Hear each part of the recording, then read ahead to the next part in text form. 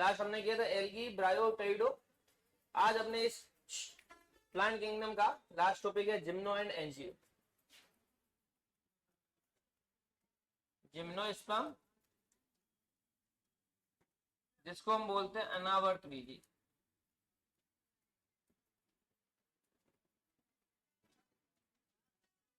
इसमें आपको बताया था कि अनावर्त बीजी किसे कहेंगे। ये दो शब्दों से मिलकर बना है, जिम्नोस एंड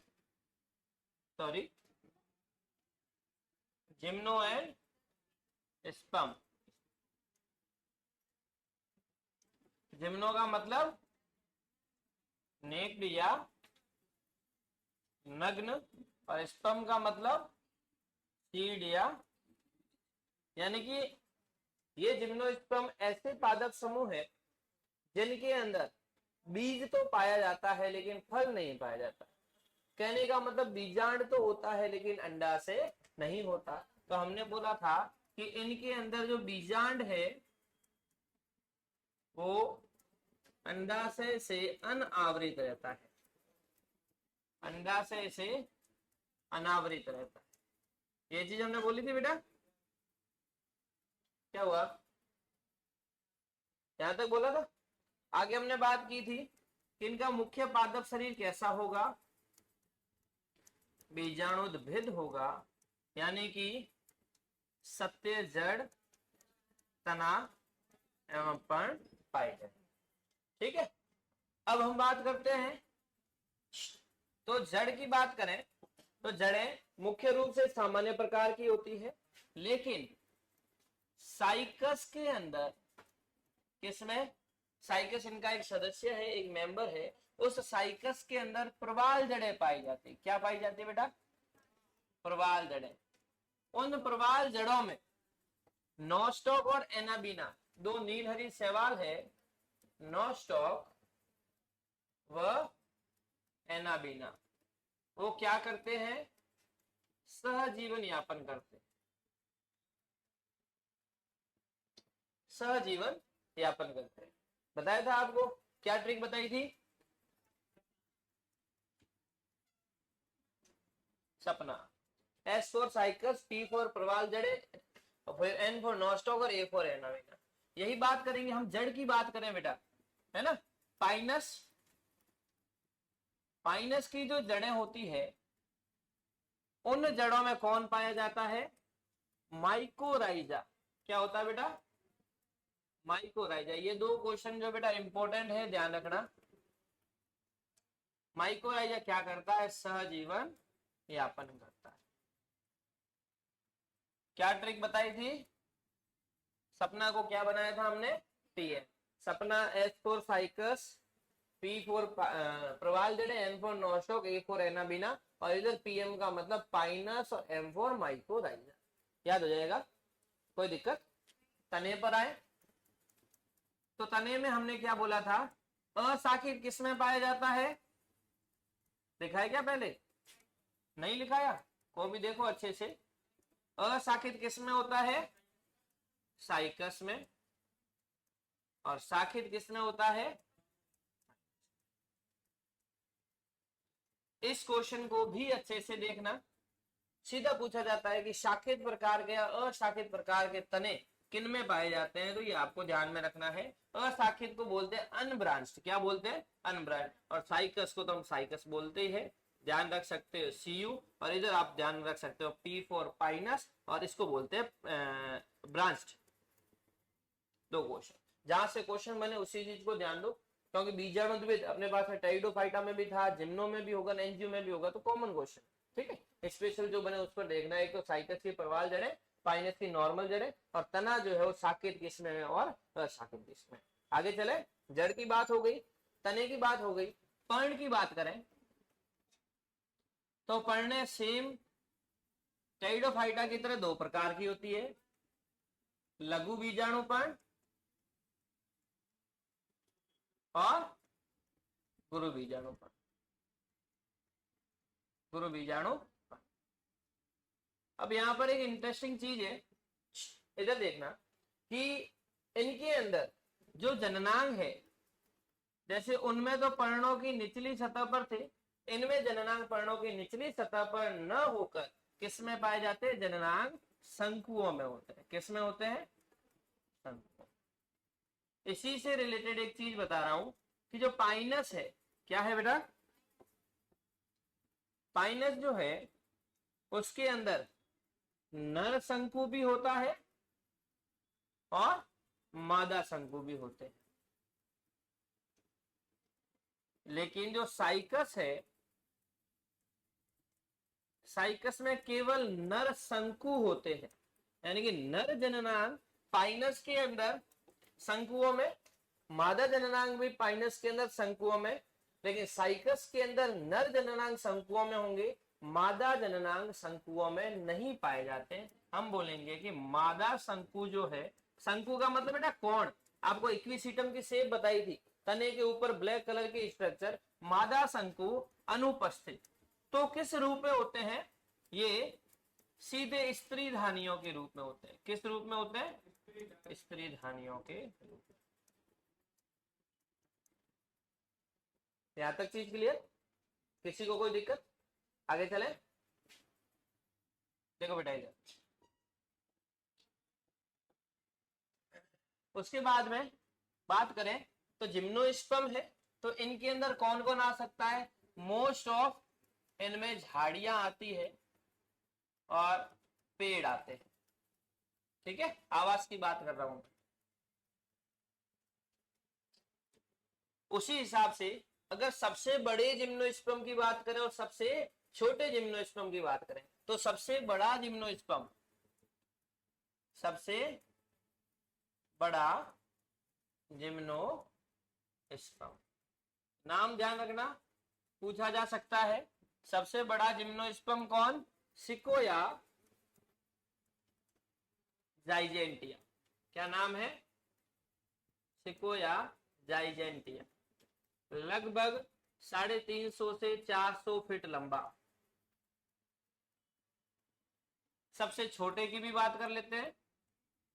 सबसे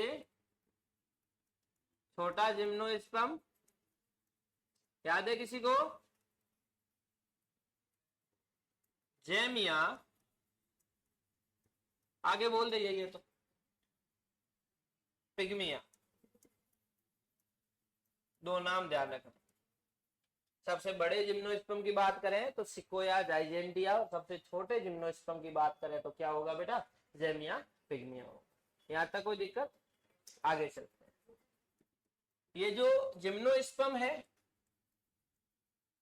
मरुद्भिद आवास में भी पाए जा सकते हैं। मरुद्भिद मतलब मरुस्थलीय आवास, अपने इधर वाला आवास। ये जो जिम्नोस्पर्म है वो शीत क्षेत्रों में भी पाए जा सकते हैं।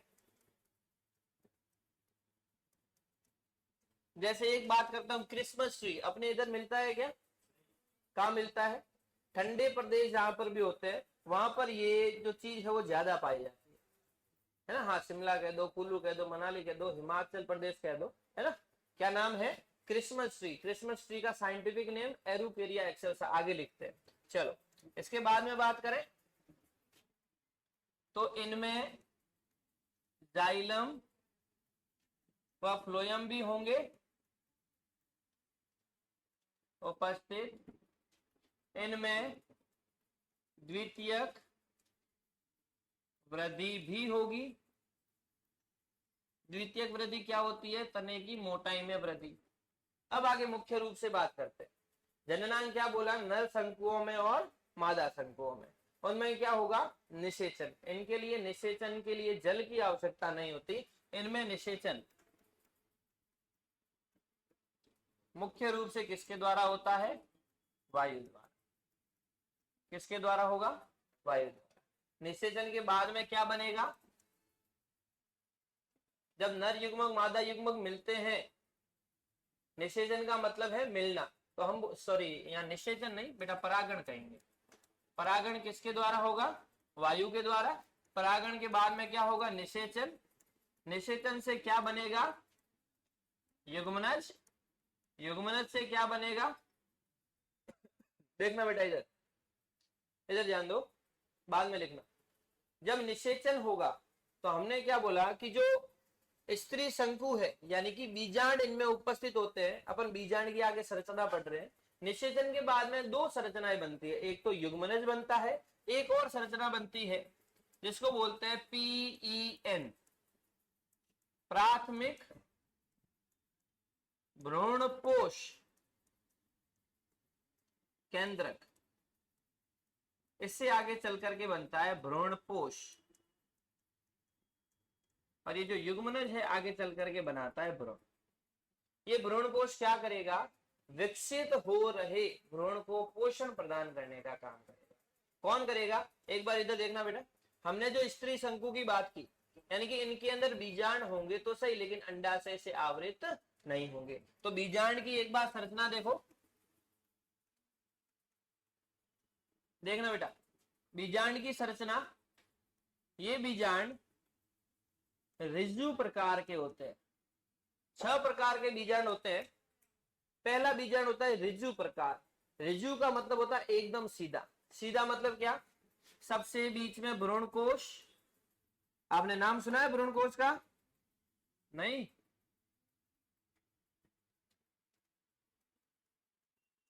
ये होता है भ्रूणकोश। ऊपर वाली 3 कोशिकाएं प्रतिमुखी कोशिकाएं, नीचे वाली 2 साइड की कोशिकाएं सहायक कोशिकाएं, बीच वाली एक अंड कोशिका, और ये जो द्वितीयक केंद्र कहलाता है। इसके चारों तरफ एक संरचना उपस्थित रहती है जिसको अपन बोलते हैं बीजांड काय। ये हम एंजियोस्पर्म में डिटेल में पढ़ेंगे, यहाँ पर छोटा सा ही है। बीजांड काय के चारों तरफ रहता है एक अध्यावरण, ये, और दूसरा अध्यावरण। 2 अध्यावरण होते हैं, लेकिन जिम्नोस्पर्म में ये संरचना सीधी है। देखना बेटा, ये वाला जो पार्ट है इसको बोलते हैं हम बीजांड द्वार। क्या बोलते हैं? बीजांड का द्वार। ये वाला जो पार्ट है इसको बोलते हैं निभाग। क्या बोलते हैं? और इसको बोलते हैं बीजांड व्रंत। बीजांड व्रंत। इसको फ्यूनिकल भी बोलते हैं, इसको चैलेजा बोलते हैं, इसको माइक्रोपाइल बोलते हैं। यहां हिंदी में ध्यान रखना, जब बीजांड द्वार, निभाग और बीजांड व्रंत एक ही सीध में हो, एक ही सरल रेखा में हो, तो उस प्रकार का बीजांड क्या कहलाता है? ऋजु प्रकार। बीजांड में 2 आवरण पाए जाते हैं, एक बाहर का अध्यावरण और एक अंदर का अध्यावरण। लेकिन जिम्नोस्पर्म ऐसी चीज है जिसके अंदर ये जो अध्यावरण है वो एक ही होता है। कितना होता है बेटा? अध्यावरण, ब्रैकेट में लिख रहा हूं, संख्या कितनी? 1। समझ में आया? ये बीजांड आगे चल करके निषेचित होगा। निषेचित कैसे? जो हमने नर शंकु बनाया, वहां से कौन बनेंगे? परागकण बनेंगे। परागकण से कौन बनेगा? परागकण से 2 नर युग्मक बनेंगे। ये सारी चीज एंजियोस्पर्म में समझ आने की, भाई नर युग्मक क्या है, क्योंकि आप आवर्त बीजियों में या पुष्पीय पादपों में लैंगिक जनन में पढ़ते हो, परागण, स्वपरागण, पर परागण, वायु के द्वारा, जल के द्वारा, है ना, कीट के द्वारा। उसके बाद में जो नर युग्मक है वो कहाँ आते हैं? यहाँ आते हैं, बीजांड द्वार पे। और यहाँ आकर के एक नर युग्मक तो इनसे मिलता है अंड कोशिका से। एक नर युग्मक प्लस एक अंड कोशिका क्या बनाएगा? युग्मनज। और युग्मनज आगे चल करके क्या बनाएगा? दूसरा नर युग्मक कहाँ जाएगा? दूसरा नर युग्मक इनसे मिलेगा। तो एक तो नर युग्मक और बीच में 2n है ही, क्या बनेगा? 3n, मतलब त्रिगुणित भ्रूणपोष। लेकिन इंटरेस्टिंग चीज ये है, सुनना बेटा इधर, इसको बोलते हैं द्विनिषेचन। एक निषेचन मतलब एक नर युग्मक तो अंड कोशिका से, दूसरा नर युग्मक मिलता है बीच वाले से। और क्रम भी यही है कि पहले नर युग्मक को अंड कोशिका से मिलना पड़ेगा, युग्मनज बन जाएगा, उसके बाद में दूसरा नर युग्मक बीच वाले से मिलता है। लेकिन इस जिम्नोस्पर्म में उल्टा होता है, पहले वाला नर युग्मक इससे मिल जाता है। और ये बनाता क्या है बेटा आगे चल करके? भ्रूणपोष। भ्रूणपोष क्या है? भ्रूण को पोषण प्रदान करने वाला। जब पहले भ्रूण ही नहीं बनेगा तो भ्रूणपोष किस काम का? तो ये क्या करता है, जल्दबाजी के अंदर पहले इससे मिल जाता है, भ्रूणपोष बन जाता है, उसके बाद में भ्रूण बनता है। कहते हैं कि भाई खाना खाने वाला बैठता है, उसके बाद में थाली आती है। लेकिन यहाँ क्या हो रहा है? थाली पहले आ रही है, खाना खाने वाला बाद में आ रहा है। तो होना तो कैसा चाहिए, लेकिन ये त्रिगुणित नहीं होता, ये हो जाता है कैसा? ठीक है, ये चीजें तो समझाने वाली थी। यहां पर मैं लिख देता हूं कि अध्यावरण कितना, एक। फिर बात की थी हमने कि जो भ्रूणपोष है वो कैसा होता है, अगुणित। ये इंपॉर्टेंट क्वेश्चन है बेटा, पूछा जाता है लगभग, इसलिए इसको ध्यान देना। भ्रूणपोष कैसा होता है, अगुणित। लेकिन एंजियोस्पर्म का भ्रूणपोष कैसा होगा, त्रिगुणित। एंजियोस्पर्म में सिस्टमेटिक तरीके से सब चलते हैं। हमने बच्चे की पहचान नहीं की, बच्चे को नाम नहीं दिया, सीधे उसके लक्षण देख लिए, पॉसिबल ही नहीं है। पहचान होगी, नामकरण होगा, फिर वर्गीकरण होगा, स्टेप बाय स्टेप चलना पड़ेगा। जिम्नोस्पर्म में उल्टा होता है, इसलिए वो भ्रूणपोष त्रिगुणित न बन करके कैसा बनता है, अगुणित बन जाता है। एक और इंपॉर्टेंट चीज कि इनमें बहुभ्रूणता पाई जाती है। क्या पाई जाती है बेटा, बहुभ्रूणता मतलब एक भ्रूण नहीं बनता, एक से ज्यादा भ्रूण बनते हैं। यहां पर हमने एक बनाया है, लेकिन एक ना बन करके एक से ज्यादा भ्रूण बनते हैं। क्यों, क्योंकि यहाँ एक पराग नली से दो नर युग्मक आते हैं, लेकिन यहाँ पर बहुत सारी पराग नली आएगी तो नर युग्मक भी बहुत सारे आएंगे, और नर युग्मक बहुत सारे आएंगे तो और भी कोशिकाओं से मिलेंगे और बहुत सारे भ्रूणों का क्या करेंगे, निर्माण करेंगे। इसलिए हम बोलेंगे बहुभ्रूणता जिम्नोस्पर्म का, किसका बेटा, जिम्नोस्पर्म का अभिलाक्षणिक लक्षण है, बाकी किसी में नहीं पाया जाता, जिम्नोस्पर्म में ही पाया जाता है। लेकिन एंजियोस्पर्म जब पढ़ेंगे तब भी बताएंगे, एंजियोस्पर्म के कुछ सदस्य ऐसे हैं जिनके अंदर ये बहुभ्रूणता पाई जाती है, हर किसी में नहीं होती। पहले जिम्नोस्पर्म का अभिलाक्षणिक लक्षण है, 1719 में एंटोनी वॉन ल्यूवेनहॉक ने क्या किया, नींबू के अंदर और संतरे के अंदर आपने बहुत सारे बीज देखे होंगे, होते मतलब कि बहुत सारे भ्रूण, नींबू और संतरे में उन्होंने बहुभ्रूणता को देखा। क्लियर, अब आगे चलते हैं। इसके बाद में इसका इकोनॉमिक इंपोर्टेंस, चलो इकोनॉमिक को छोड़ो अभी, इकोनॉमिक से पहले हम इसका लाइफ साइकिल करते हैं, जिससे सारी चीज समझ में आ जाएगी। अपने पास में कौन है, जिम्नोस्पर्म, कौन सी पीढ़ी को निरूपित कर रहा है, अरे कौन सी पीढ़ी, बीजाणुद्भिद का मतलब जड़ तनाव पर्ण। पर्ण कितने प्रकार की, कितने प्रकार की, लघु पर्ण और गुरु पर्ण। लघु पर्ण और गुरु पर्ण, यहां पर क्या होगी, लघु बीजाणुधानी, लघु बीजाणु और गुरु बीजाणु। लघु बीजाणु का मतलब नर युग्मक, तो ये नर शंकु और मादा शंकु। मादा शंकु का मतलब क्या, बीजड़। नर शंकु का मतलब क्या, नर युग्मक। फिर क्या होगा, नर युग्मक यानी कि लघु बीजाणु उड़ करके, चल करके, तैर करके, मतलब कि वायु के माध्यम से, जल के माध्यम से, कीट के माध्यम से, पक्षियों के माध्यम से या मानव के माध्यम से कहां तक पहुंचते हैं, बीजांड के बीजांड द्वार वाले सिरे पर, ऊपर की तरफ। और इस प्रक्रिया को हम कहते हैं बेटा परागण। क्या बोलते हैं, परागण। परागण के बाद क्या होता है, निषेचन।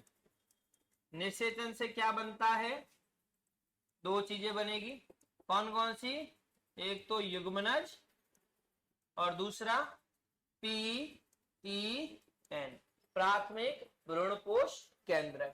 इस PEN से तुरंत भ्रूणपोष बन जाता है। क्या बन जाता है, और इससे फिर क्या बनता है, कहने का मतलब निषेचन से पहले युग्मनज बनेगा, फिर ये बनेगा, फिर ये बनेगा, फिर ये बनेगा। एक दूसरे से नहीं बन रहे, पहले युग्मनज बन के बैठ गया, फिर दूसरी कोशिका, बीच वाली कोशिका से PEN बना, PEN ने तुरंत ये बना दिया, उसके बाद में युग्मनज से क्या बन जाएगा, भ्रूण बन जाएगा। यानी कि अपना बीजांड क्या हो गया, निषेचित हो गया, और निषेचित बीजांड ही क्या कहलाता है, बीज कहलाता है। तो इन दोनों संरचनाओं को हम क्या बोलेंगे, बीज बोलेंगे। बीज क्या हो जाता है बेटा, अंकुरित हो जाता है, और अंकुरित होकर के क्या करेगा, नए पादप का निर्माण करेगा। अब देखना बेटा इधर, द्विगुणित, ये तीनों द्विगुणित द्विगुणित द्विगुणित द्विगुणित, यहां पर ये दोनों कैसे अगुणित, यानी कि बीच में इनमें जो द्विगुणित मात्र कोशिकाएं होगी उनमें अर्धसूत्री विभाजन यहां लिख देता हूं, अर्धसूत्री विभाजन, जिससे क्या बने अगुणित, अगुणित में परागण निषेचन हुआ, वापस कैसे बन गए द्विगुणित, फिर द्विगुणित, फिर द्विगुणित और वापस द्विगुणित, यानी कि हम बोल सकते हैं कि यहां पर सिर्फ एकमात्र अवस्था ऐसी आई है ये जो कैसी है अगुणित, बाकी पूरा का पूरा कैसा है, तो हम बोलेंगे कि मुख्य या प्रमुख अवस्था कौन सी, बीजाणुद्भिद, थोड़े समय के लिए कौन आई, युग्मक होती। क्लियर, वापस रिपीट कर रहा हूं, पादप कैसा, बीजाणुद्भिद, जड़ तना पत्ती में विभेदित, पर्ण दो प्रकार की, लघु बीजाणुपर्ण, गुरु बीजाणुपर्ण, जिनमें लघु बीजाणुधानियां, गुरु बीजाणुधानियां, जिनको हम नर शंकु और मादा शंकु कहते हैं। अर्धसूत्री विभाजन से मादा युग्मक और नर युग्मक का निर्माण होता है। बीजांड, बीजांड में होती कौन है, अंड कोशिका, कौन होती है, अंड कोशिका, और बीजांड के ऊपर नर युग्मक आएंगे, परागण होगा, निषेचन होगा, युग्मनज PEN बनेगा, भ्रूण भ्रूणपोष बनेगा, बीज बनेगा, अंकुरित होगा और नए पादप का क्या करेगा, निर्माण करेगा। ठीक है, अब एक छोटी सी चीज इसकी रह जाती है जिसको अपन बोलते हैं इकोनॉमिक इंपोर्टेंस या आर्थिक महत्व, आर्थिक महत्व। इसमें ज्यादा पादप नहीं है, एक पादप है साइकस, क्या है, दूसरा पादप है पाइनस, तीसरा पादप है इफेड्रा या एफिड्रा कहते हैं, एफिड्रा, चौथा पादप है इसके अंदर नीटम,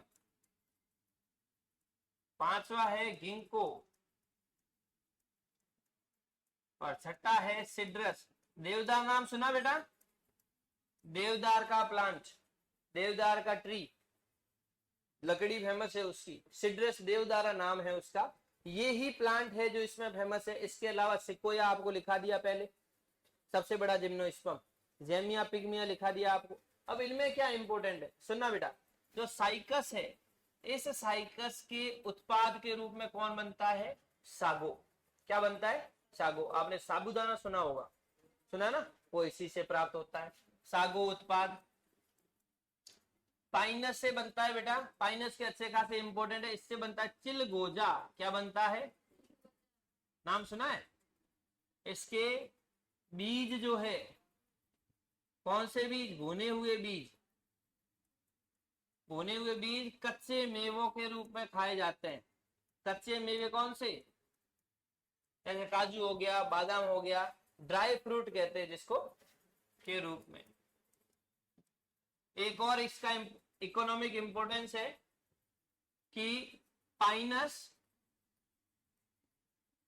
जिरार्डियाना, पाइनस जिरार्डियाना, आप जो पेंसिल यूज करते हो, आप जो लकड़ी की स्केल यूज करते हो, ये जो टेबले हैं, मुख्य रूप से ये इसी पाइनस जिरार्डियाना की लकड़ी से, कास्ट से बनाई जाती है। कौन, पेंसिल, स्केल आदि, आदि में सब आ जाता है।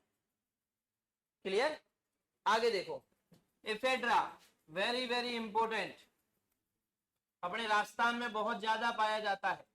एकमात्र, पीछे एकमात्र जिम्नोस्पर्म जो अपने राजस्थान में प्राकृतिक रूप से पाया जाता है, जहां पर पहाड़ होंगे, जैसे अपन इधर की साइड जाते हैं, आगे की साइड, ये जूना केराडू की तरफ है ना, इधर की साइड पहाड़ों में जहां रेतीले धोरे भी हो और पहाड़ भी हो, वहां पर इफेड्रा ज्यादा पाया जाता है। ठीक है, इस इफेड्रा का हम लिख सकते हैं कि प्राकृतिक, राजस्थान में प्राकृतिक रूप से अपने आप उगता है, पाया जाने वाला जिम्नोस्पर्म, जिम्नोस्पर्म। इसके बारे में एक और चीज है, इससे एक औषधि बनती है जिसका नाम है एफिड्रिन। क्या नाम है, औषधि एफिड्रिन, जो अस्थमा में, खांसी में काम आती है, में उपयोगी। ओके, फिर उसके बाद में नीटम है। गिंको, सुनना बेटा इधर, गिंको एक साइकस दो, ये ऐसे है कि इनके जितने भी पादप थे, जितनी भी जातियां थी, सारी की सारी जीवाश्म हो गई। जीवाश्म का मतलब समझते हो कि जो पृथ्वी में दब गई, कुछ एक जातियां ही बाकी है। एक साइकस की एक दो जातियां बाकी है, साइकस जैसे रॉक्सबर्गियाई है एक बाकी है। गिंको की एक जाति है जिसका नाम है गिंको बाइलोबा। क्या हुआ? एक सेकंड, मेरा नीटम की इतने ज्यादा इकोनॉमिक इंपोर्टेंस नहीं है, ठीक है। गिंको बाइलोबा एकमात्र जीवित जीवाश्म, यानी कि इसकी सारी जातियां तो मर गई, ये एकमात्र जिंदा है, इसलिए हम क्या बोलेंगे? जीवित जीवाश्म। सेम चीज रिपीट हो सकती है इसके बारे में भी, जीवित जीवाश्म, ठीक है। सिड्रस की भी लकड़ी काम में आती है, लकड़ी उपयोगी। एक लास्ट रह गया इनका, एबीज। क्या है बेटा, नाम सुना है क्या? कभी लैब के अंदर स्लाइड बनाई, माइक्रोस्कोप के नीचे आपको स्लाइड रख करके दिखाते हैं, आपको परमानेंट स्लाइड बताई होगी। स्लाइड के ऊपर एक छोटा सा कांच का स्क्वायर या गोला बना हुआ होता है कांच का, वो कांच का उस स्लाइड के ऊपर एकदम चिपका होता है। वो किससे चिपकता है?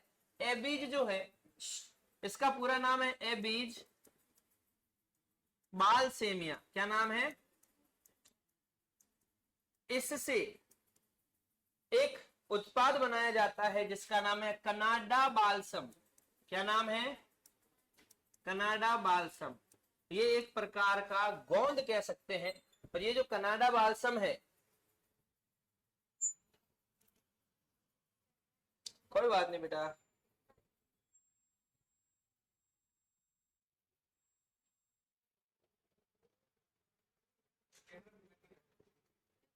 कैमरा भी थक गया, चलो 2 मिनट रुक जाओ। कनाडा बालसम, ये कनाडा बालसम से परमानेंट स्लाइड बनाई जाती है, परमानेंट स्लाइड। ये आपके जिम्नोस्पर्म, इससे ज्यादा हैवी नहीं, ठीक है।